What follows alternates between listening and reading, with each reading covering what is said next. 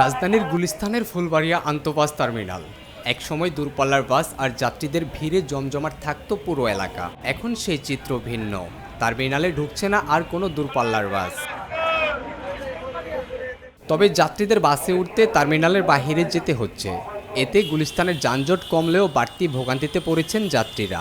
দাঁড়ায় আছি আমরা, কষ্ট হচ্ছে আমাদের।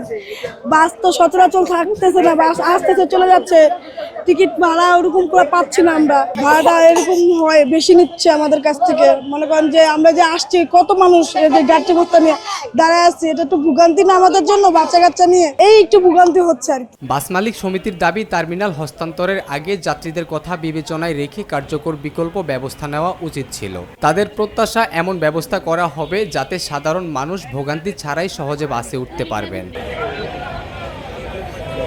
এখান থেকে যদি টার্মিনালটা স্থানান্তর হয়ে যায়, বা এখন তো কার্যক্রম বন্ধ, তো এই জনগণ এখন কোথায় যাবে? কোন জায়গা থেকে টিকিটটা নিবে?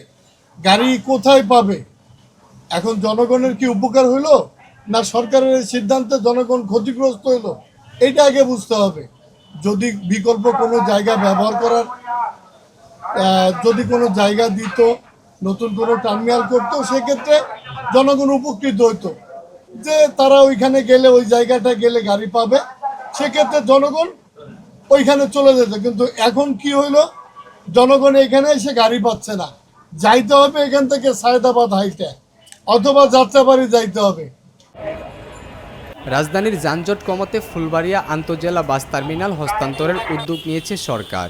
নতুন এই ব্যবস্থায় একদিকে যেমন কমেছে যানজট, অন্যদিকে বাস ধরতে বাড়তি ভোগান্তি পোহাতে হচ্ছে সাধারণ যাত্রীদের। রবিউল আলম, নিরপেক্ষ, ঢাকা।